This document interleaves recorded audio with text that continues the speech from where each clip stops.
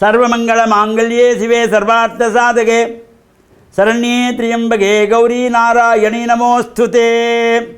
ஓம் நமச்சிவாய. மேன்மைகள் சைவநீதி விளங்குக உலகமெல்லாம். நோயற்ற வாழ்வே குறைவற்ற செல்வம். அந்த நோய் நொடி இல்லாத வாழ்வை இந்த உலக மக்கள் எல்லோரும் வாழ வேண்டும் என்று கலியுகத்தின் காந்தமல ஜோதியாகிய சபரிமலை சுவாமி ஐயப்பனுடைய திருவடிகளை சிறந்தாழ்த்தி டான் தமிழொலி ஓம் தொலைக்காட்சி நேயர்கள் அனைவருக்கும் சர்வதேச இந்து மத குறிப்பீடம் அகில இலங்கை சபரிமலை ஸ்ரீ சாஸ்தாபடத்தின் சார்பில் இனிய வணக்கங்களும் நல்லாசிகளும். இன்றும் மங்களகரமான குரோதி வருஷம் மாசி மாதம் 24ஆம் நாள் 8/3/2025 சனிக்கிழமை. இன்று மலர்ந்திருக்கின்ற இன்றைய பொழுதும் நம் எல்லோருடைய வாழ்விலும் எல்லா விதமான சிறப்புகளும் வெற்றிகளும் கிடைக்க வேண்டும். இறையருளும் குருவருளும் நமக்கு கிடைக்க வேண்டும். பெற்றோர்கள், பெரியோர்கள், தாத்தா பாட்டி, நமக்கு வித்தைகளை கற்றுக் கொடுத்த ஆசிரியர்கள், அவருடைய அன்பையும் ஆசையையும் நாம் பெறுகின்ற பொழுது எந்த நாளுமே நமக்கு நல்ல நாள் தான். பெரியவர்களுடைய ஆசை கிடைத்தாலே நமக்கு நல்ல நாள். பெரியவர்களை கண்டாலே அதற்கு நமக்கு நல்ல நாள். ஆலயங்களில் சென்று இறைவனை பிரார்த்தனை செய்ய வந்தாலே நல்ல நாள். எந்த நாளும் நமக்கு நல்ல நாள் தான். அவற்றை நல்ல நாள் ஆக்குவதும் ஆகாத நாள் ஆக்குவதும் நம்முடைய மனதை பொறுத்தது. நாம் இந்த பெற்றோர்களை பாதுகாக்க வேண்டும் என்பதனை கடந்த 2 நாட்களாக சிந்தித்தோம். நாம் நம்முடைய தாய் தந்தைகளுக்கு எவ்வாறு பணிவிடை செய்கிறோமோ அதை பார்த்துத்தான் நம்முடைய பிள்ளைகள் நமக்கு செய்வார்கள்.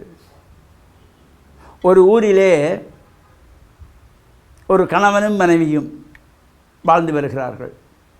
திருமணமாகி நீண்ட நாட்கள் ஆகிவிட்டது. 2 வருடம் 3 வருடம் ஆகிவிட்டது. அவர்களுக்கு குழந்தை பாக்கியமில்லை. அருகிலே உள்ள ஆலயங்களில் எல்லாம் சென்று பிரார்த்தனை செய்து வழிபாடு செய்து அதனுடைய பலனாக ஒரு ஆண் குழந்தை பிறக்கிறது. அந்த குழந்தையை சீராட்டி பாராட்டி பாலூட்டி தாளாட்டி அந்த தாயும் தந்தையுமாக வளர்க்கின்றார்கள். அவர்கள் வறுமை கோட்டிலே வாழுகின்றவர்கள் இருக்கின்ற பொழுதும் அந்த பிள்ளைக்காக தங்களுக்கு உணவில்லாவிட்டாலும் பிள்ளைக்கு உணவை கொடுத்து அவனை பெரியவனாக்க வேண்டும் என்கின்ற ஆசையிலே பாடசாலையிலே கொண்டு போய் விடுகிறார்கள். அவனுக்கு பாடசாலை படிப்பு முடிந்ததும் கல்லூரியிலே சேர்க்கிறார்கள். இங்கே அவர்களுக்கு அந்த வசதி கிடையாது. வறுமை கோட்டிலே வாழுகின்றவர்கள் இருக்கின்ற பொழுதிலும் அந்த தாயும் தகப்பனுக்காக தங்களுக்கு இல்லாவிட்டாலும் பிள்ளைகளுக்கு அந்த பிள்ளைக்காக வாழ்ந்து கொண்டிருக்கிறார்கள். அவன் பல்கலைக்கழகம் செல்ல வேண்டிய நேரம் வருகிறது. வசதி இல்லை. தாங்கள் இருக்கின்ற வீட்டை, அந்த குடிசை, மண் குடிசை வீடு, அதனை அடமானம் வைத்து அந்த பிள்ளையை படிப்பிக்கின்றார்கள். பெரியவனாக வருகிறான். நன்றாக படித்து பெரிய பதவிக்கு வருகிறான். நிறைய பணம் கிடைக்கிறது. வசதி வந்து விட்டது. அவனுக்கு ஒரு திருமணத்தை செய்து வைக்கின்றார்கள். திருமணமானதும் வீட்டுக்கு மருமகள் வந்து விட்டாள் என்ற சந்தோஷம் இவர்களுக்கு வயசாகிவிட்டது. எனவே வயசான அப்பாவையும் அம்மாவையும் பார்க்க முடியாது என்று மருமகள் சொல்லுகிறாள்.